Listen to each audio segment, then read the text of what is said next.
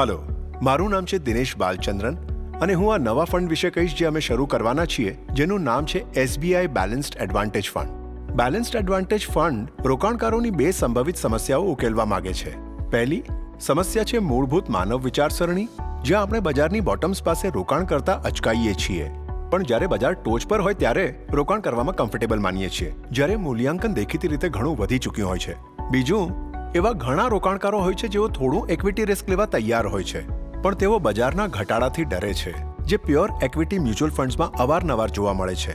Balanced advantage fund આ સમસ્યાઓ ઉકેલવા પ્રયત્ન કરે છે, ઇક્વિટી અને ડેટ ઇન્સ્ટ્રુમેન્ટ્સના મિશ્રણમાં રોકાણ કરીને. આ ઉપરાંત દરેક એસેટ ક્લાસમાં ફાળવણી કરીને, જે કાઉન્ટર સિક્લિકલ રીત મુજબ અલગ અલગ હોય છે, જેથી ફંડના રિસ્ક પ્રોફાઇલને વધારી શકાય.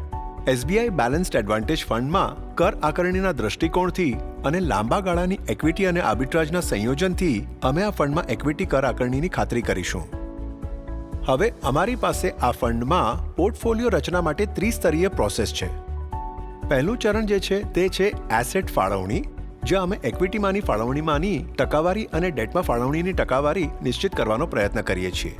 અહીં અમે ઉદ્દેશની એક રૂપરેખા તૈયાર કરી છે, જેમાં 3 ઘટકોનો સમાવેશ થાય છે: મૂલ્યાંકન, સેન્ટિમેન્ટ અને આવકનો દૃષ્ટિકોણ.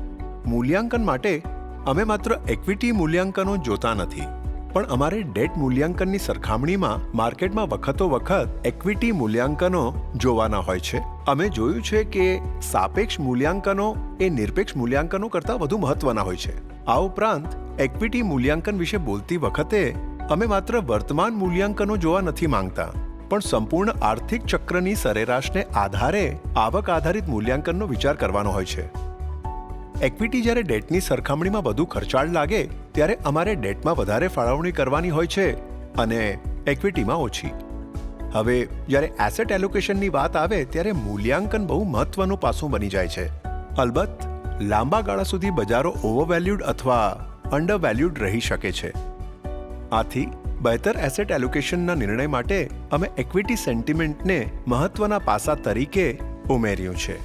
આ માટે અમે એક ઇનહાઉસ સેન્ટિમેન્ટ ઇન્ડેક્સ પણ વિકસાવી છે, જે વિવિધ મૂળગામી ઘટકો આવરી લે છે, જેમ કે માર્કેટ ઇન્ટરનલ્સ, પોઝિશનિંગ અને ફ્લોઝ, ઇન્ટરનેટ સેન્ટિમેન્ટ. આ ઘટકો જ્યારે સાથે મૂકીએ ત્યારે ગ્રીડ સ્પેક્ટ્રમના ભયને લીધે આપણને ક્યાં છીએ તેની આપણને સારી રીતે જાણ કરે છે. કોન્ટ્રેરિયન દ્રષ્ટિકોણથી જોઈએ તો જ્યારે આપણી મનસ્થિતિ ડામાડોળ હોય ત્યારે આપણને ઇક્વિટીમાં વધુ ફાળવણી કરવી હોય છે, અને જ્યારે મૂળ ઉત્સાહી હોય ત્યારે આપણને ડેટમાં વધુ ફાળવણી કરવી હોય છે. અને દરેક ઘટકોની ભાવિ સૂચક પોતીકી શક્તિ સારી હોવા છતાં એસેટ એલોકેશનનો અંતિમ મેળ સાધવા અમે તેમને એકીકૃત કર્યા છે. એટલે પહેલા ચરણમાં ઇક્વિટી અને ડેટમાં ફાળવણી નિર્ધારિત કરવા અમે એક બહુ હેતુપૂર્ણ માર્ગ લીધો છે.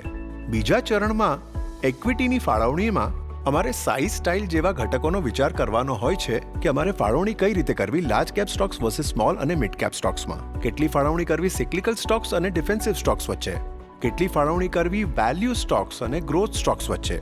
હેતુપૂર્ણ માપદંડના ઉપયોગથી અમે પછી આ દરેક ઘટકોની ફાળવણીનો નિર્ણય લઈએ છીએ. ત્રીજા ચરણમાં છેવટે અમે ચોક્કસ સ્ટોક્સની પસંદગી કરવાના છેલ્લા પરંતુ મહત્વના ચરણ પર પહોંચીએ છીએ. અમારી પાસે SBI મ્યુચ્યુઅલ ફંડમાં એક વિશિષ્ટ એનાલિસ્ટ ટીમ છે, જેઓ સેક્ટર સ્પેશિયલિસ્ટ છે અને પોતાના સેક્ટર્સને લાંબા ગાળાથી ટ્રેક કરી રહ્યા છે. અમે એનાલિસ્ટ્સને દર મહિને તેમના સર્વોચ્ચ કન્વિક્શન આઈડિયા સબમિટ કરવાનું કહીએ છીએ. પછી અમે એ યાદીમાંથી સ્ટોક્સ પસંદ કરીએ છીએ. આમ અમારા ફંડ હાઉસનો સર્વોત્તમ આઈડિયા સાથેનો પોર્ટફોલિયો તૈયાર થાય છે. જ્યારે તમે બધું સાથે ધ્યાનમાં રાખશો ત્યારે માર્કેટના માહોલમાં ઉત્કૃષ્ટ કામગીરી કરી શકે એવો અમને લાગનારો એક મજબૂત પોર્ટફોલિયો બનાવવા એક હેતુપૂર્ણ અને વિષયલક્ષી નિર્ણય લેવાનો સુમેળ અમારી પાસે છે એમ તમને જણાઈ આવશે. જો તમને વધારાની કોઈ ચોખવટ જોઈતી હોય તો અમારો ગમે ત્યારે સંપર્ક કરી શકો છો. આશા છે તમે આ ફંડમાં રોકાણ કરવાનું વિચારશો. આભાર અને સલામત રહો.